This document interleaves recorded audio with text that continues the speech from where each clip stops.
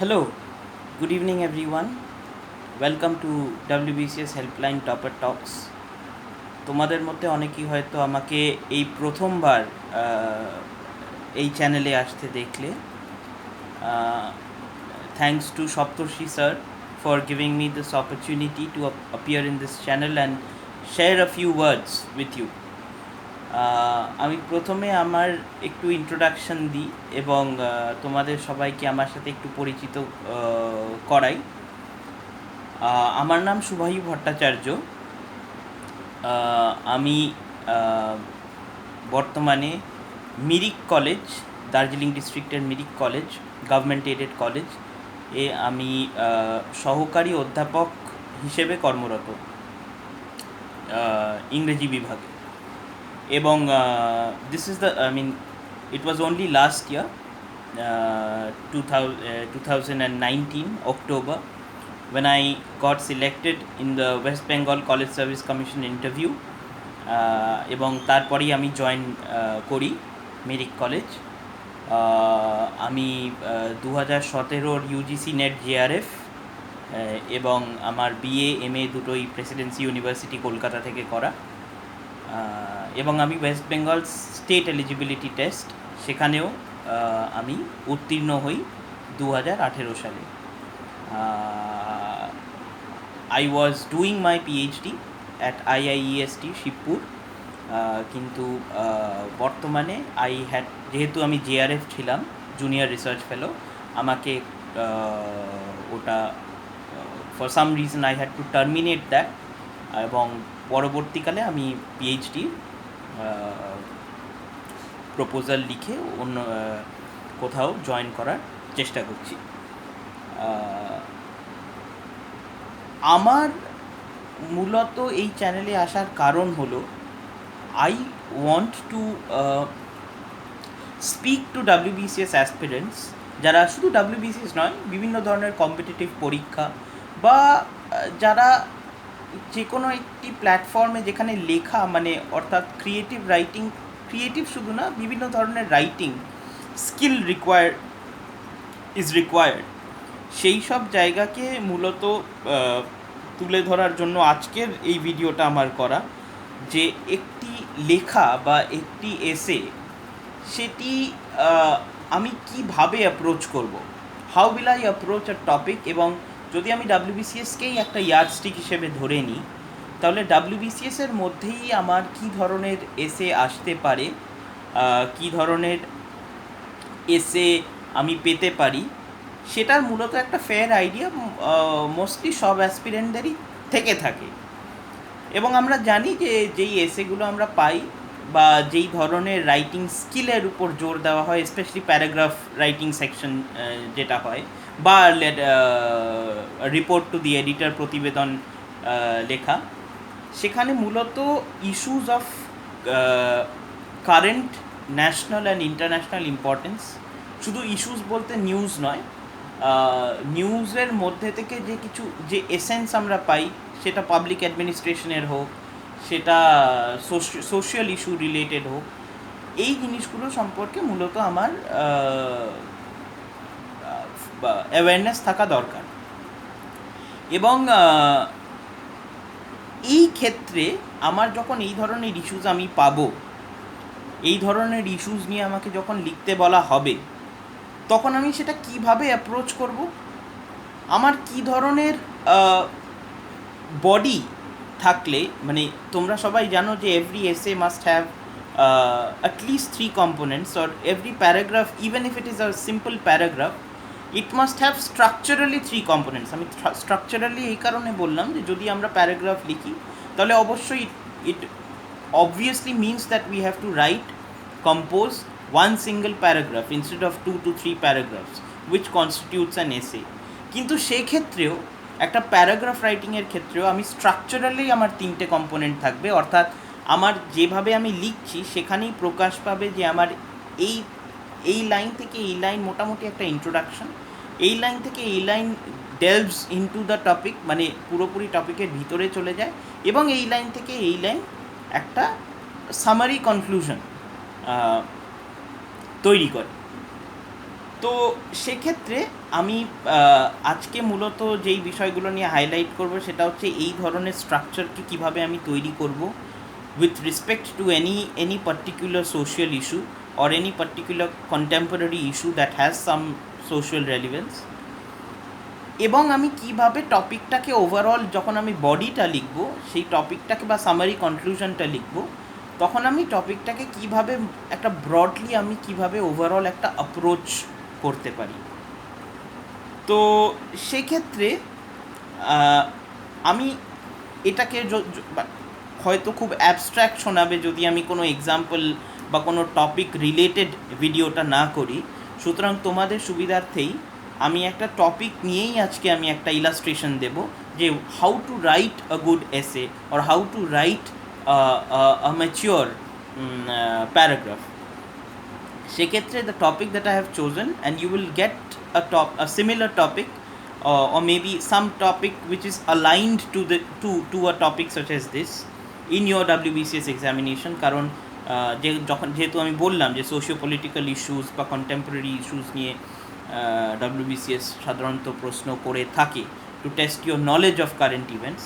তো আমি যে টপিকটা নিয়েছি ইলাস্ট্রেট করার জন্য সেই টপিকটার নাম অ্যাপারেন্টলি খুব সিম্পল, বা এটা রিলেটেড অনেক কিছু টপিক হতে পারে। আমি যেটা নিয়েছি সেটা হলো প্রিভেসি ভার্সেস কমিউনিটি, অর্থাৎ প্রিভেসি, প্রাইভেট থেকে প্রিভেসি আসছে, আমার ব্যক্তিগত জীবন বলো বা ব্যক্তি স্বার্থ বলো, ব্যক্তি স্বার্থ নয়, সেটা সেলফ ইন্টারেস্ট হয়ে গেল। প্রিভেসি বলতে ব্যক্তিগত যে আমার যে ব্যক্তিগত জীবন সেটা বনাম কমিউনিটি অর্থাৎ সমষ্টি, ব্যক্তি সাথে সমষ্টির যে তুলনামূলক একটা তুলনামূলক বিচার, অর্থাৎ একটা comparative study between the individual and the private life of the individual and the community to which he belongs. আর মানে এই ধরনের এসে কিন্তু তোমাকে টেস্ট করতে চাইছে what exactly your disposition is, তুমি কীভাবে এই জিনিসটাকে দেখছো, তুমি কি সেটাকে পুরোপুরি একটা কন্ট্রাডিকশানে দেখছো যে the life of the individual or the individual as a private entity, as somebody who has his own or his or her own private life, is completely detached from the community, is completely opposed to the community, নাকি তুমি এর মধ্যে থেকে তুমি কোয়েশ্চেনটাকে অন্য একটা মাত্রা, অন্য একটা ডিরেকশন দিতে চাইছো, যেখানে তুমি বলতে চাইছো যে no, there is apparently a distinction but there is actually no feasible distinction between the two, মানে অর্থাৎ এই দুটো কনসেপ্টের কোনো পার্থক্য নেই। আপাতভাবে পার্থক্য থাকলেও বিষয়গতভাবে বা আমাদের আলোচনার মধ্যে উঠে আসবে যে এর কোনো কন্ট্রাডিকশন নেই। তো আমি এই ধরনের একটা টপিক আমি কেন সিলেকশন করলাম এটাও আমি একটু বলে রাখি। তোমরা জানো যে রাইট টু প্রিভেসি বা আর্টিকেল 21-এর যে আমাদের যেই হিস্টোরিক যে ঐতিহাসিক রায় 2018 সালে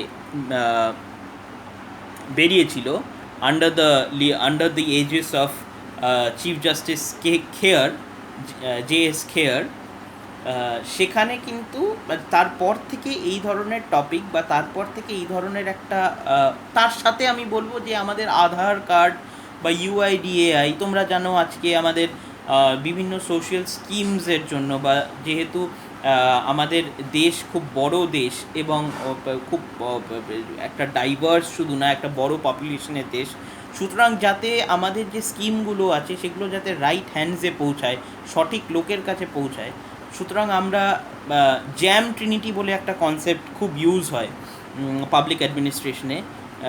জ্যাম অর্থাৎ জনধন ব্যাঙ্ক অ্যাকাউন্টস, আধার আর M হচ্ছে মোবাইল।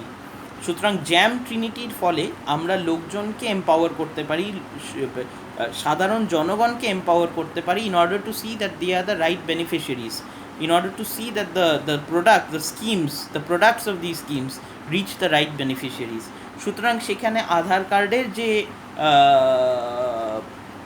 ভূমিকা, যে আধার কার্ড রিলেটেড যে একটা কন্ট্রোভার্সি, শুধু না একটা ডিবেট যে তৈরি হয়েছিল, সেটাকে নিয়েও কিন্তু, বা সেটার as a follow up of that, বা as something that follows from that debate surrounding the Aadhaar card, ওই আধার কার্ড রিলেটেড যে ডিবেট ছিল সেটা মানে সেই ডিবেটের থেকেও কিন্তু ফলো হয়ে এই ধরনের একটা টপিক আসতেই পারে, প্রিভেসি ভার্সেস কমিউনিটি।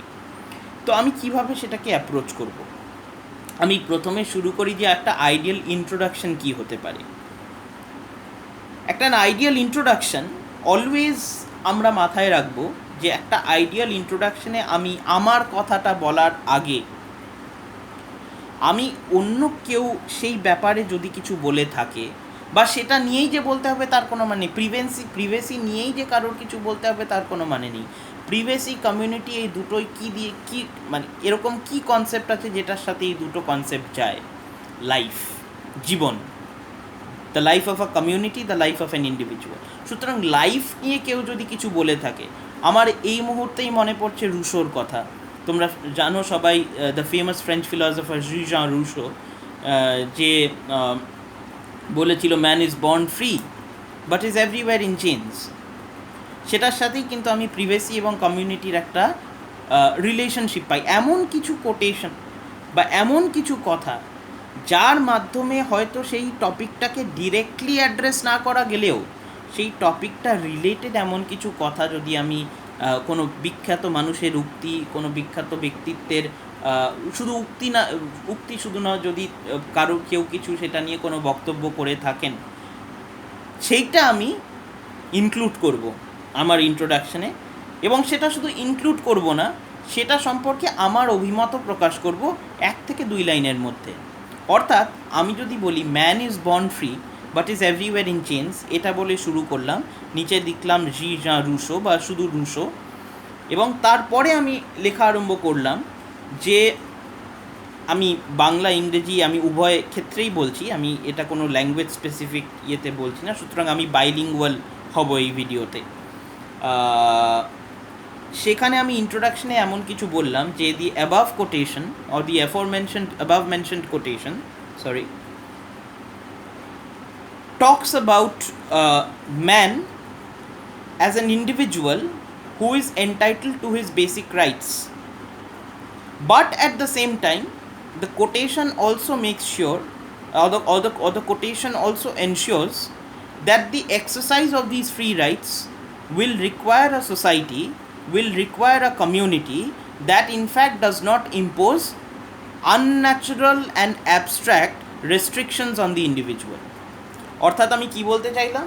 আমি বলতে চাইলাম যে এই ধরনের উক্তি দিয়ে আমরা যেটা দেখতে পাই সেটা হলো রুশো বলতে চাইছেন যে প্রত্যেক মানুষের কিছু স্বাধীনতা শুধু নয়, প্রত্যেক মানুষের কিছু অধিকার রয়েছে এবং সেই অধিকার পালন তাকে করতে দেওয়া উচিত এবং সেটাই স্বাধীনতা। কিন্তু সেই স্বাধীনতাটা আমরা যদি রুশোর প্রেক্ষাপটে দেখি, অর্থাৎ ফরাসি বিপ্লবের ফরাসি বিপ্লব প্রেক্ষাপটে যদি আমি ফ্রান্সের কথা চিন্তা করি, তাহলে আমি দেখব যে এই ব্যক্তি স্বাধীনতা তখনই এক্সারসাইজ করা যায়, বা এই ব্যক্তি স্বাধীনতা তখনই সেই ব্যক্তি স্বাধীনতা উপলব্ধি করা সম্ভব, বা সেই ব্যক্তি স্বাধীনতা এক্সারসাইজ করা সম্ভব যখন সামাজিক পরিকাঠামো রয়েছে সেই ব্যক্তি স্বাধীনতা এক্সারসাইজ করা বা সেই ব্যক্তি স্বাধীনতা প্রয়োগ করার। অর্থাৎ সামাজিক কিছু পরিকাঠামো এবং তার সাথে সাথে ব্যক্তির কিছু স্বাধীনতা, এই দুটোই গুরুত্বপূর্ণ। আমি ইন্ট্রোডাকশনেই কিন্তু আমি ডিরেক্টলি কোনো একটা স্টান্স নিলাম না। আমি প্রিভেসির কথাও বললাম না যে প্রিভেসি ছাড়া প্রিভেসিই সব কিছু, আমি এটাও বললাম না যে কমিউনিটিই সব কিছু।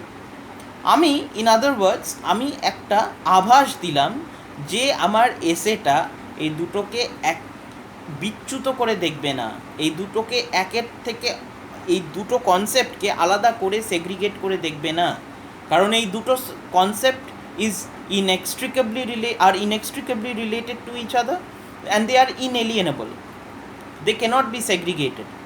এটা আমি একটা আভাস দিয়ে দিলাম আমার প্রথম ইন্ট্রোডাকশনেই। তোমরা একটা কথা শুনে থাকবে, মর্নিং শোজ দ্য ডে। সেই মর্নিং শোজ দ্য ডে কথাটা কিন্তু এসের ক্ষেত্রেও প্রযোজ্য। সেই মর্নিং শোজ দ্য ডে কিন্তু প্যারাগ্রাফের ক্ষেত্রেও প্রযোজ্য। তার কারণ হচ্ছে তুমি যেভাবে ইন্ট্রোডাকশানটাকে দেখবে সেইভাবে যদি তুমি সেইভাবে কিন্তু তুমি একটা এক্সামিনারকে তুমি সেই একটা ইঙ্গিত দিলে যে দিস ইজ হোয়াট ইউর এসে is going to talk about, this is what your এসে ইজ গোয়িং টু ইন্ডিকেট।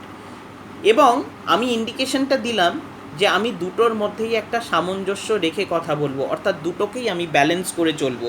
এই যে নেগোসিয়েশনের যে পদ্ধতি, এই যে to be able to look at both concepts and see if there is a common meeting ground, a meeting point, a middle path that can be traced, এটা আমার মনে হয় ব্যক্তিগতভাবে একটা অ্যাডমিনিস্ট্রেটরের এসেতে পুরোপুরি পরিস্ফুট হওয়া প্রয়োজন।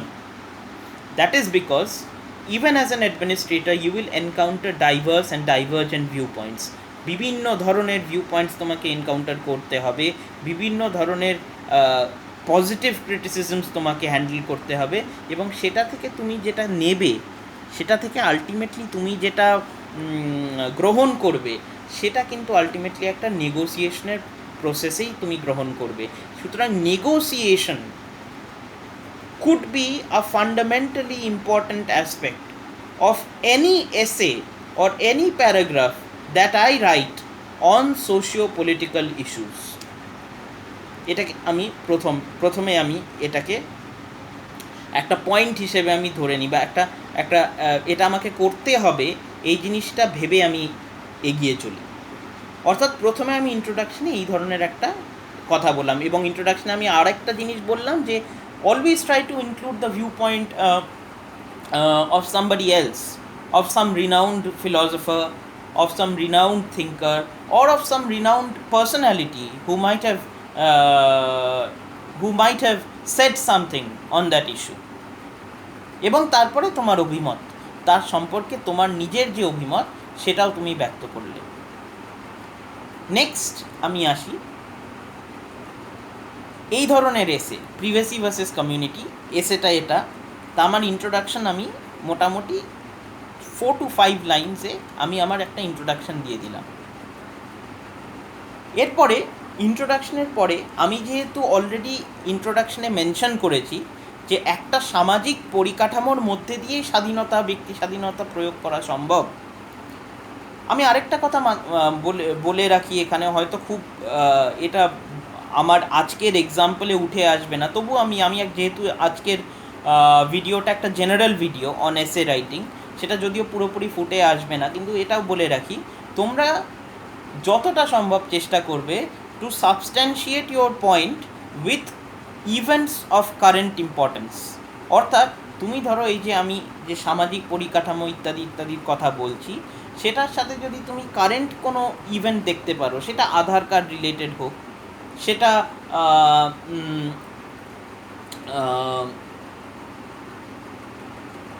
ধরো এই কোভিড মুহূর্তে প্রিভেসির যে বা ইন্ডিভিজুয়ালিটির যে লিমিট, সেই লিমিটটা যদি তুমি প্রকাশ করতে চাও with reference to some countries যেটা আদারওয়াইজ লিবারাল কান্ট্রিজ, কিন্তু যেখানে লকডাউন ইম্পোজের ফলে কিছু ইন্ডিভিজুয়ালিটি কম্প্রোমাইজ করতে হয়েছে, so as to ensure the greater good of the community at large. তুমি যদি এরকম কিছু এক্সাম্পল দিতে পারো with respect to situations of current importance, তাহলে আমার মনে হয় তোমার এসেটা আরও ভালো হবে, এটা বেটার হবে। এটা আমি একটা অ্যাসাইড হিসেবে বললাম।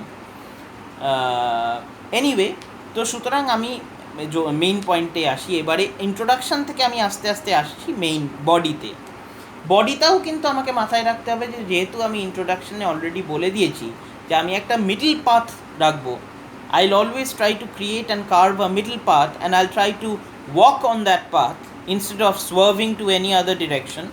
আমাকে মাথায় রাখতে হবে আমি যখন বডিও লিখবো সেই মিডল পাথের যেন কনসেপ্টটা আমার থাকে।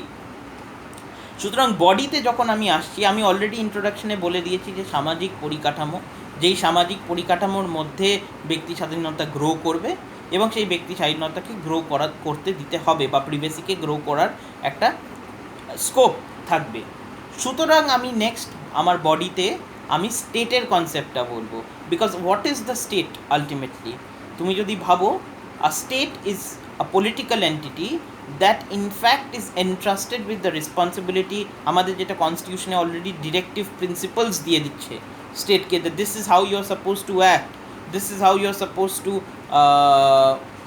enact your policies, this is how you are supposed to this is what your disposition will be with respect to the framing of policies. So সুতরাং state is a political entity that creates the conditions for the exercise of individual freedom, for the exercise therefore of privacy. সুতরাং স্টেটই এমন একটা রাজনৈতিক সত্তা, যেই রাজনৈতিক সত্তা ensure করে যে আমার ব্যক্তি স্বাধীনতার পূর্ণ বিকাশের জন্য যে যে কন্ডিশন দরকার সেই কন্ডিশনগুলোকে প্রস্তুত করা বা সেই কন্ডিশনগুলোকে মজবুত করা, সেই পরিকাঠামোকে মজবুত করা। এবার স্টেটের কনসেপ্টটা যখন আমি আসছি, আমি ইনএভিটেবলি চলে আসবো the nature of the Indian state as a welfare state. আমাদের ওয়েলফেয়ার স্টেটের কনসেপ্ট আমরা already directive principles of state পলিসিতে, শুধু না পার্ট 3 পার্ট 4 দু পার্টেই আমরা একটা ওয়েলফেয়ার স্টেটের কনসেপ্ট আমরা পেয়ে থাকি। সমাজ কল্যাণমূলক রাষ্ট্র যেটাকে আমরা বলা হচ্ছে। সুতরাং সমাজ কল্যাণমূলক রাষ্ট্রের যে বিচার বিবেচনা, সেই বিচার বিবেচনায় যেটা ensure that which makes a state a welfare state is the tendency and the propensity of the state to ensure the wellbeing and security of all its citizens. আমি সেটা বলে দিলাম। তার মানে আমি স্টেটকে আমি as a follow up of my introduction, যেখানে আমি একটা সামাজিক পরিকাঠামোর কথা বলেছি, সেখান থেকে ফলো আপ করে আমি স্টেটে আসলাম। দেখো লজিক্যালি কীভাবে যাচ্ছে, সেখান থেকে আমি ফলো আপ করে আমি স্টেটে আসলাম।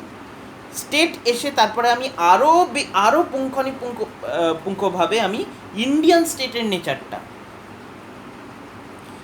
আমি আরও ডিটেলে গিয়ে ইন্ডিয়ান স্টেটের নেচারটা অ্যাজ আ ওয়েলফেয়ার স্টেট, এবং সেখান থেকে ওয়েলফেয়ার স্টেট মানে কি সেটা আমি বললাম। That which ensures and গ্যারেন্টিজ the security and wellbeing of every individual, every citizen of the state, full stop. এবারে এখান থেকে আমি আসবো যে তার মানে প্রিভেসি কি সিকিউরিটি নাকি কমিউনিটির সিকিউরিটি কি সিকিউরিটি।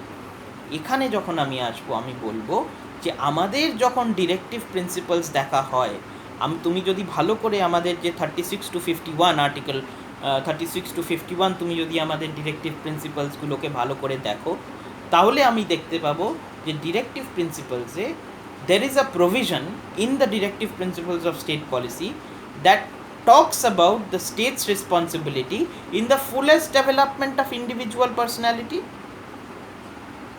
as well as এবং ফান্ডামেন্টাল ডিউটিতেও সেটা আছে।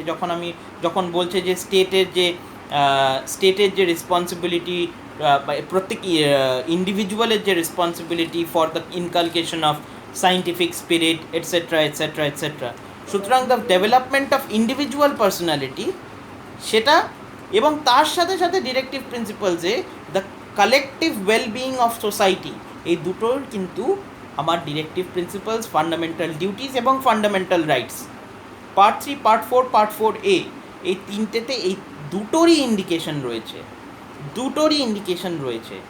এবং সেক্ষেত্রে ডিরেক্টিভ প্রিন্সিপালস কিন্তু কিছু এরকম ডিরেক্টিভ প্রিন্সিপালস যেটাকে সোশ্যালিস্ট ডিরেক্টিভ প্রিন্সিপালস বলা হচ্ছে, বা সোশ্যালিস্ট প্রিন্সিপালস দ্বারা সেটা উদ্বুদ্ধ হয়ে আমাদের কনস্টিটিউশনে ইনকর্পোরেটেড করা হয়েছিল, সেগুলো কিন্তু বলছে to a healthy living and decent wage. এই কথাটা কিন্তু ডিরেক্টিভ প্রিন্সিপালস বলে, আ হেলদি লিভিং ওয়েজ এবং just and human conditions of work. সুতরাং ওয়েলবিং, মেটেরিয়াল সিকিউরিটি, আমি যে সিকিউরিটির কনসেপ্টটা বললাম, সেই material security is a responsibility of the state, এবং সেই material security is the security of an individual, and also by securing the right of one individual or a couple of individuals, you are ultimately securing the collective goal of the community. সুতরাং material well-being counts as security according to some directive principles. আবার according to certain fundamental rights, security also means, just as has been substantiated by the Supreme Court verdict, যে Article 21 also constitutes and inevitably constitutes right to privacy. সুতরাং right to privacy also, the Indian Constitution does not make a distinction, does not put community or does not pit community against the individual or vice versa. এই দুটোর মধ্যে বাকবিতণ্ডা করে না। দুটোই important for ensuring and the maintenance of security. Dutoi is responsible, Dutoi is necessary, both of them are necessary for ensuring that the state fulfill its basic condition, fulfill its basic responsibility of guaranteeing security to the individual qua the community, to the individual as well and subsequently the community, because ultimately a community is composed of a group of individuals. সুতরাং আমরা আধার ভার্ডিক্টটা দেখব, এবারে আমি আসছি আধার ভার্ডিক্টে। এবারে আমি একটা general principal বলে নিলাম, সেটাকে ইলাস্ট্রেট করার জন্য আমি আধার ভার্ডিক্টে আসছি। আধার ভার্ডিক্টে যেটা বলা হচ্ছে যে Aadhaar card is mandatory for availing a whole assortment of social schemes. The Aadhaar card is mandatory for availing a wide plethora of social schemes. প্রচুর সোশ্যাল স্কিমসের জন্য আধার কার্ড নেসেসারি, বিকজ আলটিমেটলি যদি সেটা রাইট বেনিফিশিয়ারির কাছে না পৌঁছায়, তাহলে আমাদের যে বটম যে under privilege sections of society, সেটা তো আর বেনিফিট হচ্ছে না, সেটা তো আর ওয়েলফেয়ার স্টেটের বেনিফিট পাচ্ছে না। সুতরাং তাদের তো মিনিমাম ওয়েলবিইংই সিকিওর হচ্ছে না। সুতরাং if you are willing to avail social schemes, you will need to furnish your Aadhaar card. তার কারণ that is related to security, the security of individuals. আবার প্রচুর এরকম প্রভিশনস আছে আধার ভার্ডিক্টে, যেখানে বলা হচ্ছে যে there are many cases where the Aadhaar or the furnishing of these details has not been made mandatory. সুতরাং সেখানে কিন্তু কোর্ট মেনে নিচ্ছে, বা সেখানে কিন্তু জুডিশিয়ারি মেনে নিচ্ছে, হায়ার জুডিশিয়ারি অ্যাপেক্স কোর্ট মেনে নিচ্ছে যে there are certain conditions of life which if not protected, মানে certain conditions and certain aspects of life যেটা যদি প্রাইভেটলি মেনটেন না করা হয়, তাহলে ইন্ডিভিজুয়াল সিটিজেনের মনে হবে যে সে সিকিওর না স্টেটের ভিতর। A psychological feeling of well-being will not be ensured. এবার এরকমও কিছু আর্গুমেন্টস আছে যেগুলোও এনশিওর করছে যে security of the individual is maintain. For example, তোমার আধার কার্ডের যে বায়োমেট্রিক্স, সেখানে lock unlock system that has been provided by the UIDAI। তাছাড়া তোমার আধার কার্ড এর যে ডেটা, সেই ডেটা সিকিওর করার জন্য আরও স্ট্রঙ্গার সাইবার প্রোটেকশন বা সাইবার লজ সেটা আনা, ইত্যাদি ইত্যাদি হলো পজিটিভ ক্রিটিসিজম, যেটা কিন্তু এনশিওর করছে বা যেটার মাইন্ডসেট বা যেটার ওরিয়েন্টেশনটা হচ্ছে যে আলটিমেটলি একটা সিকিওর আর একটা comfortable life that incorporates material as well as psychological wellbeing. একটা তো ম্যাটেরিয়াল ওয়েলবিং আমরা দেখছি, সেই ম্যাটেরিয়াল ওয়েলবিং ও সিকিউরিটি, এবং যার জন্য আধার কার্ডকে ম্যান্ডেটারি করা হচ্ছে for a whole lot of schemes, social schemes, সেটা ম্যাটেরিয়াল ওয়েলবিং। আর psychological wellbeing, that constitutes privacy, and that has also been taken care of, that has also been considered by the apex court in its judgments, and also by certain criticisms, positive criticisms labeled against the current state of our cyber laws, and also there have been certain decisions taken by the UIDAI, certain policies implemented by the UIDAI যেটাও ensure করছে psychological wellbeing, psychological comfort, for example the locking and unlocking of your biometric system. সুতরাং দেখো, আমি যখন এই টপিকটা approach করলাম, সেই টপিকে কিন্তু আমি দেখালাম যে সিকিউরিটির কনসেপ্টেও, যেটা একটা ওয়েলফেয়ার স্টেটের basic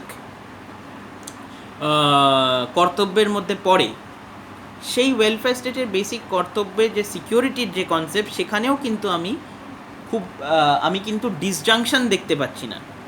There is material security for which Aadhaar card is required, and there is also psychological security for which, if we do not even need compulsorily the furnishing of biometrics, certain other provisions are required.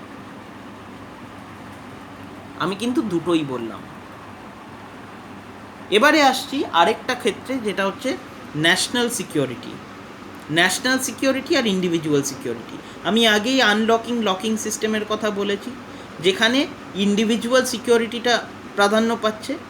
আবার ultimately for securing the protection or for identifying Indian nationals or for identifying residents of a country, কারণ সেটাও important for the purpose of national security. আমাদের দেশে কতজন আছে, কারা কারা valid residents, ইত্যাদি ইত্যাদি জানার জন্য, to keep a track of that, Aadhaar card is essential. সুতরাং individual security is balanced with the security of the nation, with the security of the community at large.